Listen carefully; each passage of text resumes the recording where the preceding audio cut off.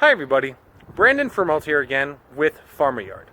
In one of our previous videos, I showed you how to make a raised bed for your backyard. Today, I took some time to make an irrigation system that'll water for me when I'm not around to do so. Let me show you what I did. Now, let me show you how it works. When I turn this on auto, the time is displayed on the face of the watering system. This allows you to set the time for whenever you'd like the watering system to turn on, or you can hit the manual button and water for a specific amount of time right now.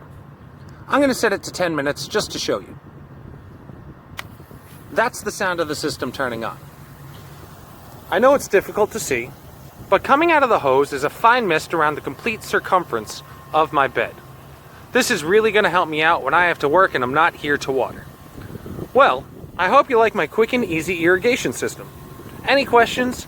Hit us up at farmeryard.com. Thanks for coming. These are the two main components that I use to make my irrigation system. The first is our 50-foot element sprinkler hose. This can either be used as a misting watering hose or a soaker hose depending on which way you install it. Runs about $11 at Home Depot. I'll post a link in the video below. Over here, I have an Orbit single channel waterer.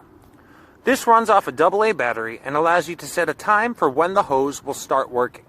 Also allows you to set the duration of time that you want it to water. This is the raised bed that I had made for you in one of our last videos. On each of these posts, I drilled two 3/8-inch holes. That allowed me to get a zip tie through it so that I could mount this watering hose flat against the 2x4.